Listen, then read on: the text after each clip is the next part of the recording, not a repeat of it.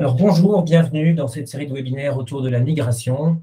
Donc ce webinaire est le quatrième d'une série de webinaires qui va tourner notamment autour du end-user computing, mais pas que. On est sur l'adoption du cloud.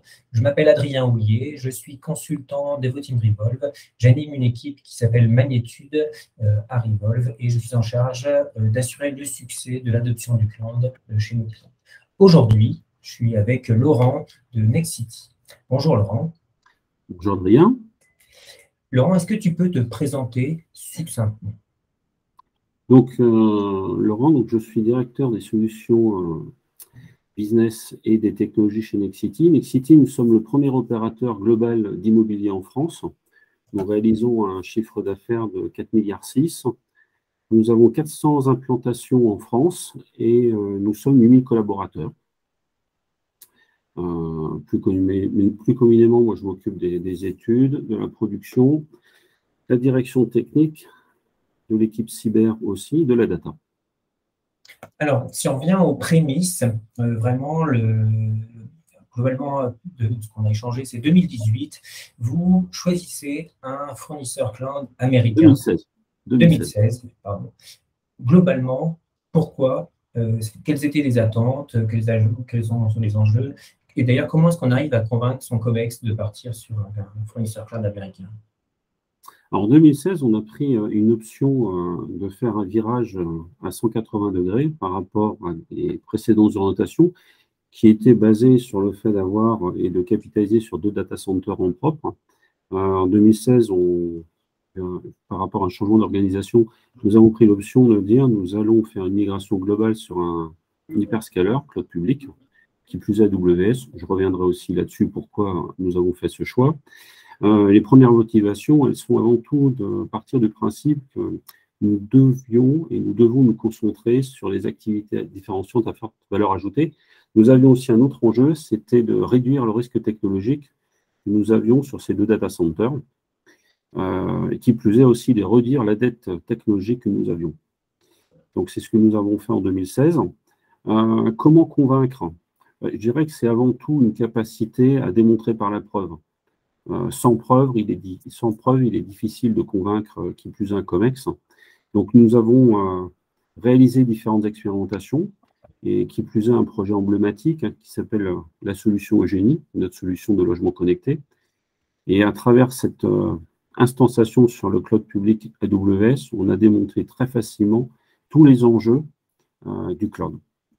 On avait aussi une autre problématique, c'est qu'il fallait que l'on réduise cette dette technologique sur des temps relativement courts, ce qu'on a réussi à faire, et on reviendra là-dessus sur les aspects timing et comment on s'y est pris pour pouvoir réussir ce type de migration qui s'est terminé en juin 2019, et on reviendra aussi qu'est-ce qu'on a fait de juin 2019 à aujourd'hui aussi, ça sera intéressant. Ok, donc une première partie début 2016 dans laquelle vous êtes plutôt une adoption ou des expérimentations. C'est ça. Et ensuite un programme TCLS. Oui. Donc on a fait un programme qui s'appelait GoToCloud. Pourquoi un programme? Parce que ça demande une organisation spécifique. Quand on est dans une logique de migrer 480 applications, des centaines de bases de données, il faut une organisation. Ça ne se fait pas de façon, je veux dire, à la journée. C'est vraiment un programme au long cours qu'il faut mettre en place, ce que nous avons fait pour pouvoir réaliser cette opération-là. Quelle stratégie? Parce que quand on lance ce type de programme, généralement, on applique une stratégie plutôt lift and shift, plutôt replatforming, refactoring complet, passer sous conteneur. Est-ce que voilà, c'était opportuniste? Comment est-ce que vous avez drivé d'un point de vue stratégie l'orientation de votre programme? Alors ça, c'est une bonne question, parce que c'est vrai que là-dessus, il y a souvent des débats pour pouvoir faire un go-to-cloud. Est-ce qu'on commence à faire du refactoring avant de basculer dans le cloud? Nous, on n'a pas du tout pris cette option. On voulait aller vite. Pourquoi aller vite? Pour pouvoir bénéficier de toute la puissance du cloud et toute sa valeur ajoutée. Donc oui, on a fait du lift and shift.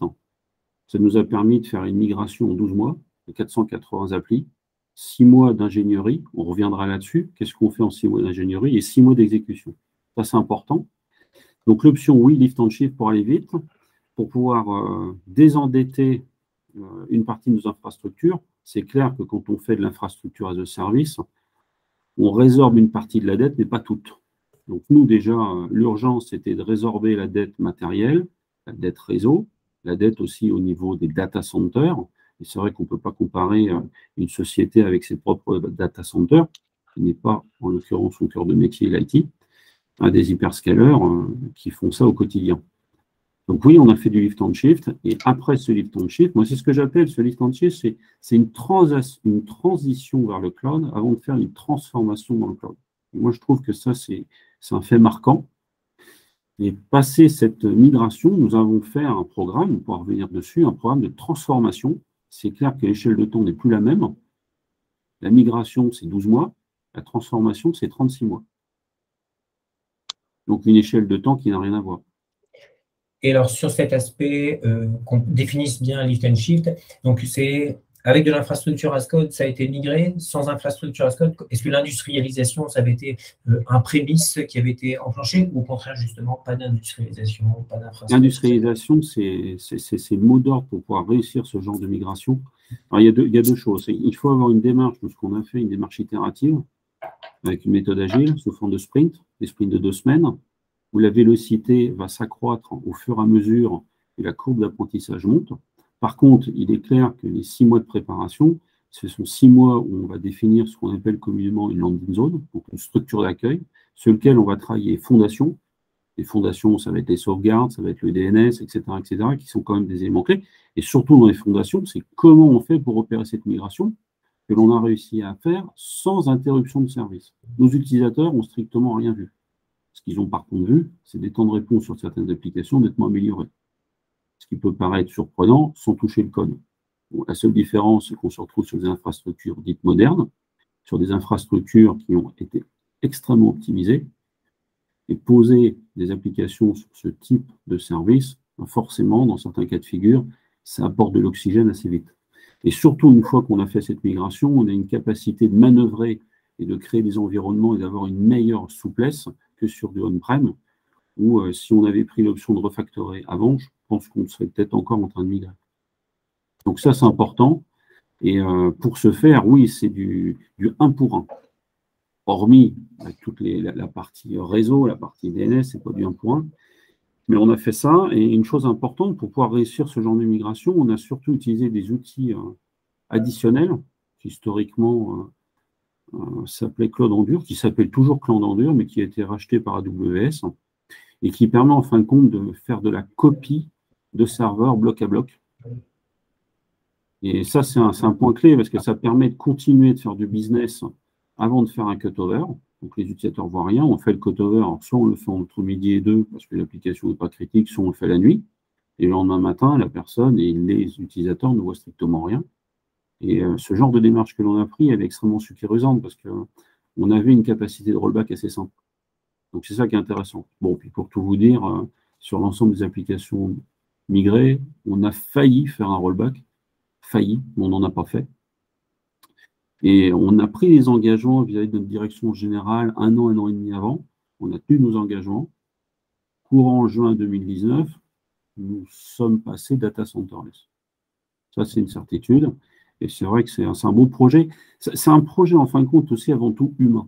Parce qu'une des clés de réussite, il faut arriver à onboarder le maximum de collaborateurs.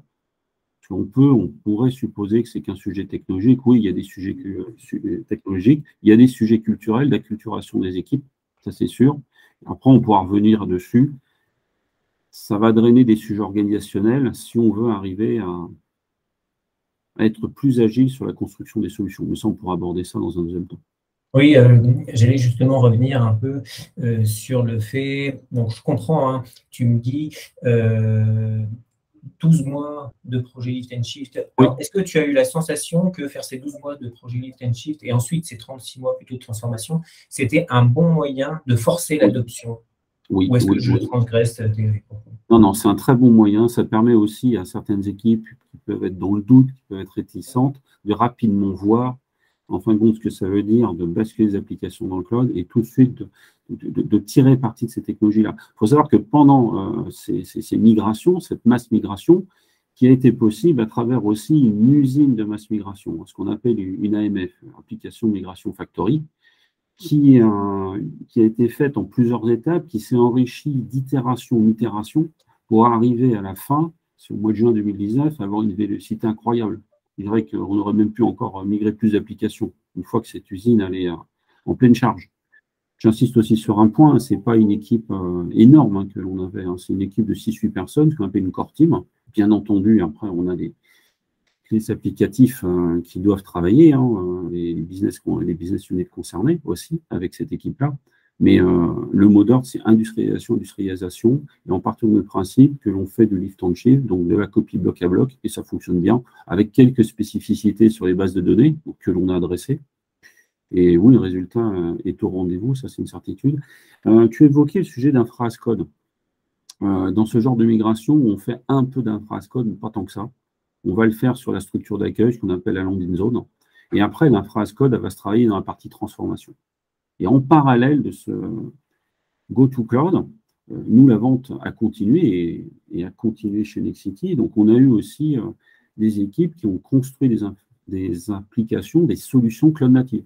Donc, ça leur a permis aussi de rentrer dans une démarche d'adoption et aussi une fierté d'arriver à construire des applications full cloud. Et c'est clair que les applications full cloud, ça demande un accompagnement, parce que si on essaie de construire les applications comme on les concevait historiquement, on bénéficie un peu de la valeur ajoutée du cloud, mais je veux dire, ça la gomme énormément. Donc oui, il faut traiter ce sujet avec l'itération, il faut onboarder les équipes. Clairement, il y a beaucoup de management. Il faut arriver aussi à avoir les bonnes personnes au bon endroit pour impulser ce leadership. Oui, il faut savoir prendre des risques. Je pense qu'aujourd'hui, il y a beaucoup de structures de sociétés qui n'osent pas. C'est une question d'oser. Et pour oser, il faut y aller avec un risque maîtrisé, bien sûr. Et la meilleure approche, c'est d'y aller par étapes.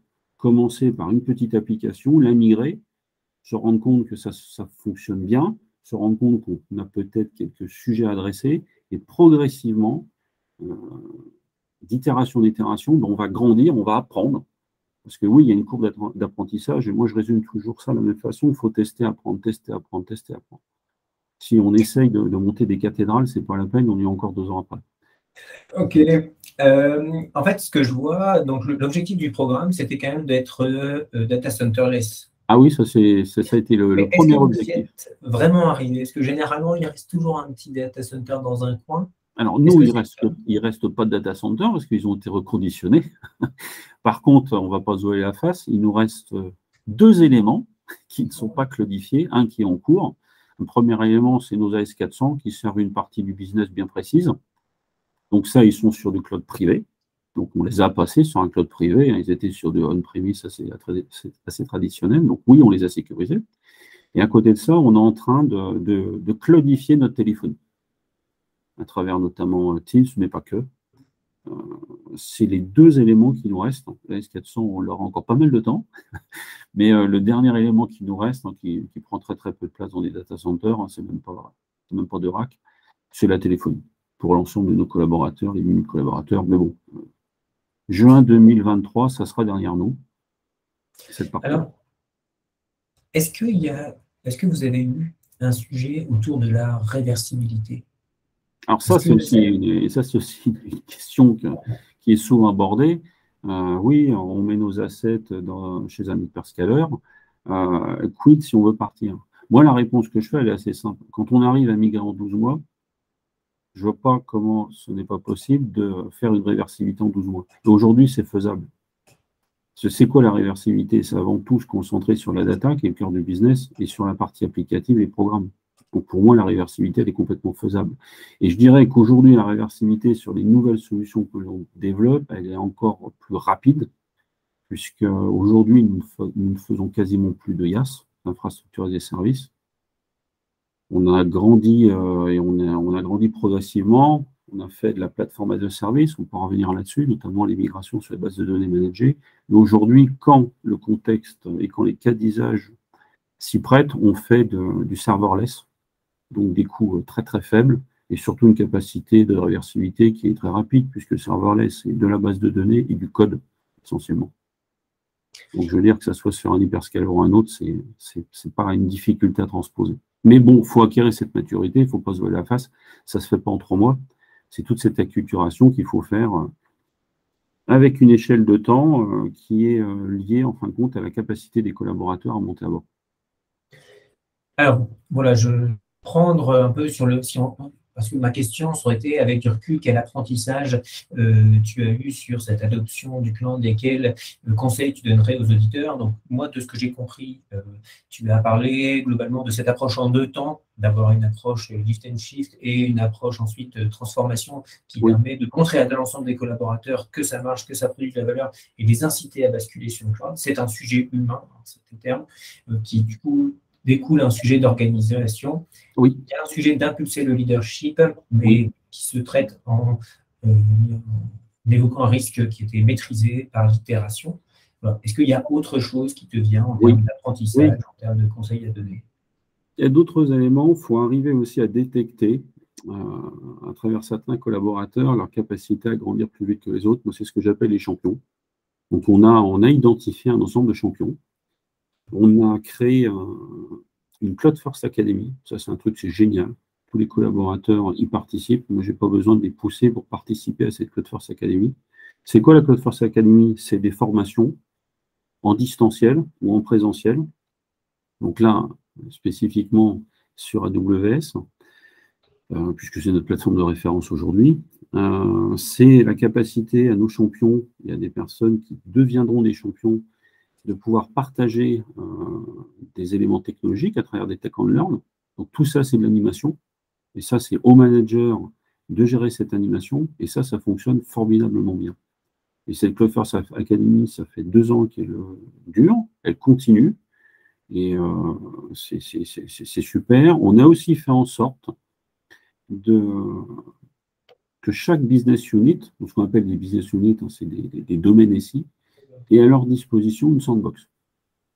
Une sandbox, ils sont autonomes, elles sont sécurisées, bien sûr, hein, mais ça leur permet de pouvoir tester, de pouvoir apprendre sur des environnements où on n'est pas sur la production. Hein. Donc, toujours cette même démarche, je teste, je suis curieux, j'apprends, j'ai envie d'apprendre. Et si j'arrive à trouver des nouvelles approches, ben, j'essaye après de les proposer au métier. Et c'est là où l'approche a complètement changé. Historiquement, on a des DSI qui attendaient des cahiers des charges ou construisaient des cahiers des charges. Nous, on est dans une autre approche où la DSI, en fin de compte, est force de proposition vis-à-vis des métiers et nous travaillons en proximité avec les métiers. Aujourd'hui, on est capable de délivrer des solutions très, très rapidement. Pourquoi? Parce que c'est vrai que nous, des sujets qu'on entend parler aujourd'hui d'approvisionnement de matériel, c'est des sujets, nous, on n'aborde jamais ces sujets-là. On n'achète plus de matériel, on consomme en fin de compte des services et on laisse les hyperscalers gérer ces problèmes de provisioning. Donc ça, c'est vrai que ça change la donne. Ça change la donne. En termes de, voilà, si tu peux nous donner peut-être de la visibilité, donc tu as fait ton programme de Lift and Shift, tu fais ton programme en ce moment de transformation. Oui. Est-ce que tu as terminé ton programme de transformation? Tout ce que tu avais migré en Lift and Shift, c'est terminé? Est-ce qu'il y a encore des activités? Est-ce que tout a vocation à être transformé? Non, tout ce qui est en Lift and Shift donc, a été migré en fin de compte en juin 2019. Après, nous avons identifié qu'est-ce qu'on voulait transformer, parce que transformer, ça ne rime pas à grand-chose. Donc nous, déjà, le premier sujet, c'est toutes les bases de données que l'on avait migrées en infrastructure as a service, les passer sur des services managés, ce qu'on appelle la plateforme as a service, donc RDS dans le langage AWS. Et là, on a migré la majorité de nos bases de données, celles qui étaient éligibles, il y en a certaines qui devront rester en mode IaaS, et migrer sur ce genre de système. Pourquoi? Parce qu'on part d'un principe qu'ils savent nettement mieux gérer que nous les bases de données, et moi, je préfère qu'on se concentre sur le contenu, c'est-à-dire la data, la travailler, que de gérer des moteurs de base de données. Donc ça, c'est les premières choses qu'on a fait.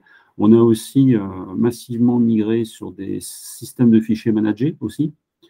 On a aussi travaillé sur les systèmes de sauvegarde, des systèmes quand même qui sont aussi en adéquation avec les problématiques du cloud. Puis on a aussi beaucoup investi sur les load balancers aussi, managés. Donc tous ces éléments font qu'aujourd'hui, on arrive à passer plus de temps sur la création de valeur que de gérer des infrastructures, qui, je le répète, n'est pas le cœur d'activité de Nexity. Donc moi, je préfère que les équipes se concentrent sur le développement du code, sur la data, que de passer du temps à installer des machines, si je peux résumer. Parfait. Je voudrais qu'on aborde également une partie autour de la VDI, parce que c'est un sujet chez vous, vous avez un programme de VDI, et vous avez également lancé un programme autour d'Upstream. Donc, vous avez à la fois de la VDI sur du on-premise et de l'Upstream, qui est le service sur AWS. Pourquoi aller chercher un peu cette solution chez AWS alors que vous avez un programme? Est-ce que vous pouvez revenir un peu dessus? Oui, je vais revenir dessus. En fin de compte, on a deux solutions qui correspondent à deux cas d'usage différents. On fait de la VDI sur de l'infrastructure as a service, sur AWS. Donc déjà, infrastructure as a service, c'est-à-dire que les VDI elles ne sont pas managées au sens strict du terme. C'est-à-dire c'est semi-managé, si je peux m'exprimer ainsi. L'infrastructure est managée. Donc ça, on l'utilise pour nos centres de développement. Pourquoi? Parce qu'ils ont besoin d'interagir avec le système d'exploitation, ils ont quand même besoin d'une certaine liberté, on va dire, pour pouvoir travailler au quotidien. Les VDI, la différence par rapport à Upstream, c'est qu'on est sur des systèmes dits persistants. C'est-à-dire, on a un nombre de VDI, on en a 400 à peu près, et chaque développeur a sa VDI. Je résume ainsi. Upstream, c'est un autre usage. Nous, ça permet à nos filiales d'accéder au système d'information de façon sécurisée sur des postes que l'on ne maîtrise pas forcément, c'est-à-dire qu'ils ne sont pas sous notre gouvernance. Et ça permet aussi d'accéder au système d'information à la demande, ça c'est important, à la demande, de façon non persistante et de façon sécurisée. Pourquoi de façon sécurisée? Upstream, c'est ni plus ni moins, je vais le résumer, à du streaming, avec une capacité, en fin de compte, à mettre ce qu'on appelle des accès conditionnels suivant le type de device sur lequel on est. Donc ça, c'est super. On l'a beaucoup utilisé pendant la période de confinement. On l'utilise encore sur nos filiales. Et c'est vrai qu'aujourd'hui, ce genre de solution a une scalabilité quasi infinie. Hein. Il suffit de payer, en l'occurrence. Je veux dire, on construit en fin de compte ce qu'on appelle un bundle. Et ce bundle, en fin de compte, à chaque fois que quelqu'un se connecte, il y a une période, ce qu'on appelle de chauffe, où le bundle sont construits avec tous les applicatifs, entre 1 et 2 minutes, et l'environnement est créé dynamiquement. Avec quand même une chose assez intéressante, c'est que toute la personnalisation que peut faire la personne, elle n'est pas perdue, même si l'instance se recrée à chaque fois. Ça, c'est extrêmement adapté à des besoins ponctuels, mais pas que. On a certaines filiales qui doivent, par exemple, nous remonter leur chiffre d'affaires sur des applications bien spécifiques, SAP, j'en passe les meilleurs. Sur cette partie-là, il lance une instance, on paye à la minute ou à l'heure, ou même à la demi-heure, il l'utilise, il se déconnecte, ça se déconnecte automatiquement. Donc c'est vraiment adapté pour, et surtout ce qui nous intéressait là-dessus, c'est que c'est accessible de n'importe où, de n'importe quel type de device, que ce soit une tablette, que ce soit un Mac, que ce soit un PC. Et ça, c'est ce qui nous a permis de facilement fournir des applications sur des environnements, ce qu'on appelle pas forcément de confiance. C'est-à-dire que ce ne sont pas des postes managés au sens régulier. Mais par contre, c'est sécurisé parce qu'on peut très facilement gérer les interactions de fichiers, les interdire, les autoriser sur certaines conditions, autoriser les copier-coller d'écran ou pas, etc., etc. Donc, non, ça offre quand même pas mal. Nous, ça nous a répondu à cette problématique-là. Et une fois qu'on sait qu'on soit sur le bundle, ça va très vite. Et alors que je comprenne, vous l'avez utilisé également de différents types de terminaux, parce que tu parlais de postes. Oui, tout à fait, oui. Tout à fait. Donc, c'est un peu un projet, ce qu'on appelle le projet SATA-WAD, Anywhere. C'est clairement le projet qui s'appelle SATA-WAD, Secure Anytime, Anywhere, Any Device. Et non, ça fonctionne très, très bien. On arrive même à gérer les impressions. Non, c'est chouette, c'est chouette. Et c'est vrai que certaines journées, on a moins d'utilisateurs, d'autres jours, on en a plus, mais c'est très, très fluctuant. Et la flotte s'adapte automatiquement.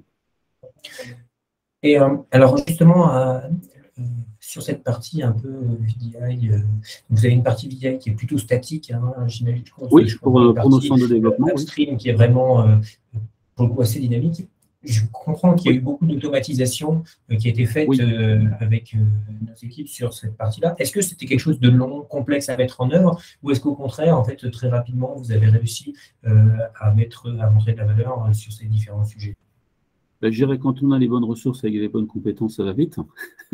Donc oui, c'est vrai qu'avec l'équipe qui vient de précédemment citer, on a fait du super boulot là-dessus.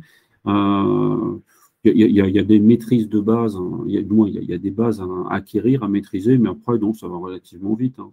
Ce qui est important, c'est de savoir comment sont installées les applications. C'est là où parfois ça peut être un peu compliqué. Après, une fois qu'on sait comment sont installées, ça se passe bien. La seule contrainte dans ce genre de solution, comme on parle d'instances dynamiques, C'est quand vous pouvez avoir des anciens logiciels qui demandent des clés très spécifiques. C'est les venir, en fait. Voilà. Est-ce que les licences, c'est pas vraiment le problème, quoi? Il peut y avoir des difficultés quand on est sur des logiciels qui demandent historiquement, vous savez, des clés qui peuvent être liées au processeur, etc. Bon, là, oui, c'est un peu plus touchy. Il faut arriver à voir avec l'éditeur comment on peut trouver un autre moyen. On l'a vécu sur 2 applications très spécifiques, mais pour le reste, non, ça fonctionne pas mal. Mais oui, il y a ce sujet de licence à gérer. Les licences au sens CAL Windows, ça c'est complètement intégré. C'est-à-dire qu'on paye la CAL en fonction de l'utilisation que l'on a, donc ça c'est bien. Ça évite d'avoir des coûts exorbitants. Donc là, on est vraiment, oui, sur du on-demand à 100%.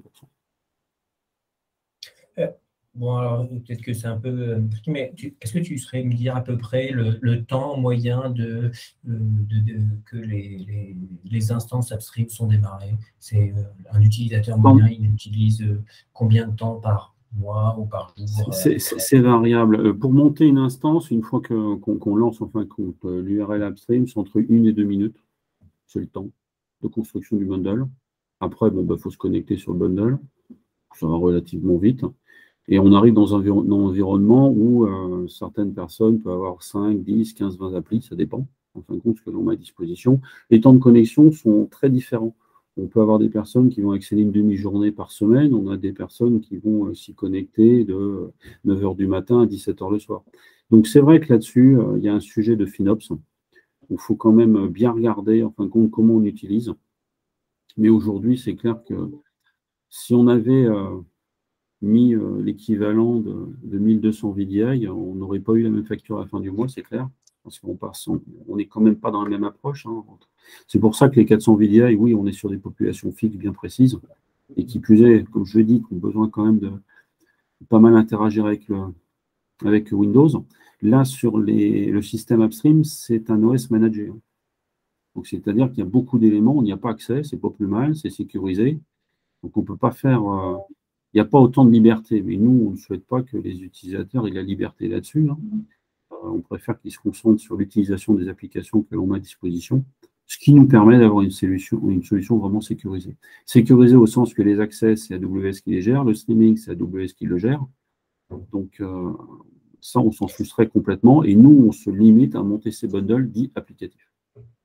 Alors, en fait, tu as devancé ma question sur un peu FinOps quand on est sur ce genre d'infrastructure qui est hyper volatile. C'est, j'imagine, difficile à prévoir. J'avais aussi une question en termes de temps. Est-ce que vous avez des utilisateurs qui se connectent sur des temps vraiment très, très courts? Par exemple, le cas d'usage qui serait je démarre mon application, je fais mon check en 5 minutes et après j'arrête. Est-ce que c'est quelque chose que peut-être que vous n'avez pas mesuré? Mais alors, si on a une telle rapidité à démarrer. Oui, on a quelques populations qui le font sur 5-10 minutes. Par exemple, on a le cas où nos applications de gestion de paye, gestion de congés sont centralisées. Quelqu'un dans une filiale qui a besoin d'accéder à ce genre d'outils, il va s'y connecter 10 minutes pour poser ses congés, il va se déconnecter. Parce qu'après, il n'en a plus besoin. Okay. Donc, il faut bien regarder les usages entre VDI, upstream, c'est important. Mais on ne compare pas des choses comparables. C'est pour ça qu'il faut bien se baser sur les usages et quel est le besoin. Un cas de figure, c'est quasiment du full manager à part les applications que l'on script pour pouvoir les construire à la demande de façon non persistante. D'un VDI, c'est complètement persistant. Donc, il faut bien regarder l'usage. C'est toujours la même chose sur ce genre de plateforme, c'est l'usage avant tout. Et bien entendu, comme ça a été évoqué, gardez aussi la partie FinOps qui est importante. Alors, on poursuit un peu le voyage et l'adoption du cloud. Maintenant, vous avez un programme que vous avez appelé Agence Serverless. Complètement. Alors, ça paraît un peu ambitieux. C'est quoi les contraintes d'un tel projet? C'est clair. Pourquoi déjà on a appelé ce projet Agence Serverless? C'est pour faire écho à Data Centerless. Dans Data Centerless, nous avons fermé nos 2 data centers. Agence Serverless, c'est une autre vocation. Mais bon, la finalité est la même. C'est arriver à cloudifier, non pas nos data centers, mais cloudifier nos agences. La problématique que l'on avait en agence, on avait quand même une dette technologique au niveau des réseaux d'agences non négligeable. Dans chaque agence, on avait entre 1 et 2 serveurs. de fichiers, comme on retrouve dans beaucoup de structures, spooler d'impression, contrôleur de domaine, qu'une agence puisse utiliser ces applications correctement. Ça, c'est un peu le poids de l'histoire. Nous, l'enjeu, ça a été de supprimer ces serveurs de fichiers pour ne plus avoir cette obsolescence à gérer, que ce soit au niveau du software, système d'exploitation, mais aussi du hardware. Ne plus avoir à gérer les sauvegardes à distance, et c'est extrêmement complexe, tout le monde est confronté. Ne plus avoir ces contrôleurs de domaine à distance, ne plus avoir ces spoolers. Donc tout ça, on l'a cloudifié, dans certains cas sassifié, donc notamment c'est la partie spooler, on l'a travaillé notamment avec vous, le choix de la solution de spooler, intéressant, qui a fait un effet waouh, même plus important que ce qu'on pensait, en termes de retour utilisateur. Et ce qui est important, c'est les fichiers. Les fichiers, donc on a fait en sorte de migrer l'ensemble des datas de chaque agence sur des systèmes de services managés, FSX, le système Windows managé d'AWS, qui nous permet quoi? Déjà d'avoir une capacité à gérer les datas de façon centralisée, les sécuriser, les cloisonner. Les données sont cloisonnées, sont même micro-segmentées entre agences. Et surtout, une chose importante, c'est qu'aujourd'hui, en cas de restauration, on est capable de restaurer en quelques minutes. Ce qu'on n'était pas capable de faire avec des solutions historiques de gestion de sauvegarde à distance en agence avec un WAN qui n'avançait pas. Là, on est passé sur du SD-WAN, quitte à cloudifier, à moderniser chaque point de vente. On a fait l'ensemble. Donc ça, c'est intéressant. Aujourd'hui, pour vous donner une idée, hein, on a quelques gros sites où on a 60 ou 80 Tera de données. La restauration, c'est 15 minutes montre en main. On est incapable de faire ça sur des baies traditionnelles, on est incapable de faire ça avec des systèmes de sauvegarde traditionnels. Donc ça, oui, on a aussi, c'est des questions au cas où on aurait besoin de restaurer, mais qu'on puisse restaurer très très vite. Et ce qui est important, c'est restaurer de façon paralysée. Qu'on ait une agence à restaurer, 200 ou 300, c'est le même temps. Ce qui va mettre du temps, c'est de lancer la restauration. Donc ça, c'est important. On a gagné en temps de réponse, ça peut paraître paradoxal, mais les accès aux fichiers à distance sont plus rapides qu'en local. Pour se dire, c'est très surprenant. C'est que les systèmes de stockage sont nettement plus performants que ce qu'on avait historiquement, c'est sûr. Bon, après, je ne vais pas vous le cacher, il y a aussi des systèmes de cache, c'est de le dire sans jeu de mots, qui sont mis en place. Mais non, ça c'est successful. On a des très bons retours utilisateurs. Donc oui, la cloudification de l'agence, c'est intéressant. C'est d'autant plus intéressant aujourd'hui parce que là aussi, nos problèmes d'approvisionnement de serveurs, bon, on ne les vit pas. On n'achète plus de serveurs. Deux, donc de se concentrer sur la réduction de l'empreinte carbone. Autant se dire que là, l'empreinte carbone, on l'a réduit de façon drastique. En agence, il n'y a strictement plus de serveurs. Et on sait pertinemment qu'un hyperscaler a une capacité de provisioning qui n'a rien à voir avec un data center traditionnel. On a des taux d'occupation qui sont complètement différents. Donc là, oui, c'est un super projet, ça fonctionne bien. Et là aussi, la réussite de ce projet, ça tient à une équipe, c'est sûr. Une partie de l'équipe qui a fait Data Centerless, ne change pas une équipe qui gagne. Mais au-delà de ça, ce qui permet aussi de réussir ce genre de choses, c'est l'industrialisation. Aujourd'hui, une agence que l'on passe en ASL, c'est le nom de code, agence serverless, ça commence à 8 h le matin, à 11 h le matin, à 8 h le matin, à 11 h c'est terminé. On pourrait poser la question, mais comment ils copient les données? Il y a du temps pour copier les données, surtout quand vous avez quelques terras. Giga, quelques terras sur la taille des agences. Là, c'est simple, c'est que nous, les copies, les synchronisations, on le fait de la même façon à peu près que l'on a fait pour Data Centerless. On fait de la copie elle peut être lancée 15 jours avant. Les personnes travaillent sur les fichiers en agence, ce n'est pas un problème. Et la solution se met à synchroniser, se met à dupliquer les données, et après, il copie juste les blocs à blocs. Et nous, à un moment donné, le matin ou le soir, une fois qu'il n'y a plus personne dans l'agence, on fait le cutover.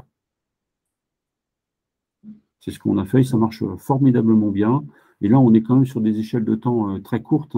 ASL, c'est un petit peu plus de 12 mois, mais pas beaucoup plus.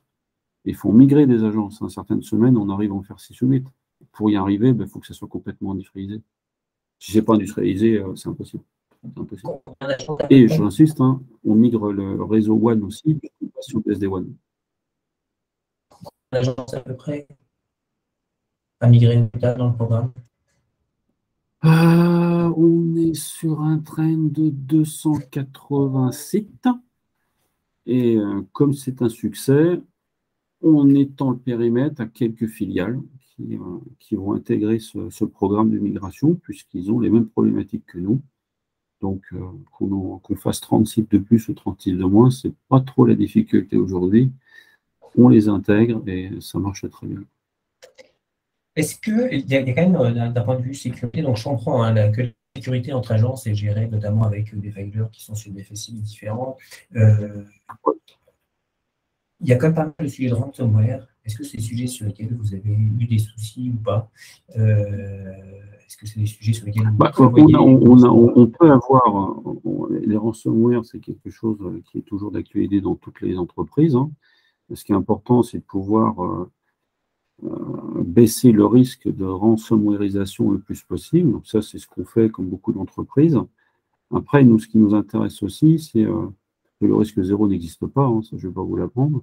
C'est si on a un ransomware, comment on arrive à limiter sa propagation et surtout comment on arrive à restaurer rapidement une fois qu'on a fait l'analyse de la route cause. Donc c'est ça qui nous intéresse aujourd'hui, à restaurer, c'est pas le problème, restaurer les datas, surtout qu'on a des systèmes de... Oui, on a des systèmes de clichés, on a des systèmes de sauvegarde suivant la classe de service dans laquelle on est, qui peut être faite plusieurs fois par jour. Donc ça, c'est pas les sauvegardes là-dessus, c'est pas trop le sujet. Le sujet, c'est de se protéger le plus possible avec un ensemble de dispositifs pour pouvoir limiter le risque au maximum. Oui, ça, c'est des sujets qu'on a traités depuis pas mal de temps. Et comme toutes les entreprises, à chaque fois que des nouveaux risques apparaissent, on fait en sorte de trouver les moyens de protection les plus adaptés. C'est ce qu'on fait. Alors, je vais un peu démarrer la dernière partie qui serait la conclusion. Hein, vous avez quand même un projet, donc vous avez terminé votre projet de DCLS, vous êtes parti sur les sujets de transformation avec l'adoption du PaaS. Vous avez de la VDI et un projet upstream qui est extrêmement automatisé. Vous embarquez maintenant l'intégralité de vos agences en serverless. Est-ce que, votre agence serverless, est-ce que ça ne produit pas une certaine tension au sein de la DSI d'avoir autant de façons de gérer différents sur le cloud, ou au contraire, justement, vous avez réduit la tension qu'il pouvait y avoir au niveau de l'organisation avec ces différents sites que vous avez rapatriés? D'un point de vue vraiment modèle organisationnel, comment est-ce que... C'est clair que le modèle organisationnel, on l'a fait évoluer, on n'a pas fait du Big Bang, on a adapté le modèle organisationnel en prenant en compte aussi des compétences, c'est important, j'insiste là-dessus. Nous, on a une organisation extrêmement plate, on n'a pas une organisation pyramidale. On a des équipes très autonomes. Pour vous donner un exemple, chaque SI gère sa propre consommation cloud, volontairement. Ça, c'est un point clé. Ce n'est pas centralisé. Et ça, j'y tiens pas. Ça permet de responsabiliser tout le monde. Donc, cette tension, non, aujourd'hui, on ne l'a pas, pour la simple raison qu'avec ces équipes très autonomes, il y a une capacité, en fin de compte, d'avancer en parallèle. C'est important. Après, oui, il y a une grosse acculturation qui nous permet bien de maîtriser ce type de plateforme, ça, c'est sûr, c'est important. C'est une des réponses à la question. Après, oui, c'est beaucoup d'investissement humain, ça c'est sûr, pour pouvoir y arriver. Parce que ce que j'explique souvent, il y a beaucoup de collaborateurs, c'est qu'est-ce qui nous différencie par rapport à d'autres sociétés qui utilisent la même plateforme. Donc, ce qu'on est en train d'évoquer, c'est quoi? C'est essentiellement l'humain, c'est la maîtrise de la technologie, c'est l'acculturation qu'il faut mener. Hein. La plateforme qu'on utilise, AWS, d'autres l'utilisent. La seule différence, c'est savoir bien l'utiliser. Donc oui, bien l'utiliser, il y a un point clé, un point d'orgue, c'est l'architecture. Monter des solutions, en fin de compte, de façon complètement différente. Et là, c'est clair qu'il y a un gap à franchir, qui n'est pas négligeable. On ne construit pas des solutions cloud native comme on construit des solutions on-premise. Et ça, je pense qu'il y a aussi une acculturation à faire dans beaucoup de sociétés. Autrement, on arrive à bénéficier un petit peu du cloud, mais bon, pas à la hauteur de ce qu'on peut espérer. Ça, c'est important. Et c'est clair qu'aujourd'hui, nous, les solutions, comme je vous le disais précédemment, quand c'est éligible à du serverless, on fait du serverless. Pourquoi? Parce qu'on ne veut pas gérer les systèmes d'exploitation, on ne veut pas gérer les infrastructures, on veut se concentrer sur la data et le code. Et tout ce qui peut être, même si on est dans un modèle partagé de sécurité avec l'hyperscaler, Mais c'est clair qu'on va en gérer le moins possible et se concentrer sur les éléments que nous, on doit sécuriser. Mais le reste, s'il peut le gérer à notre place, ça nous arrange bien, ça c'est sûr.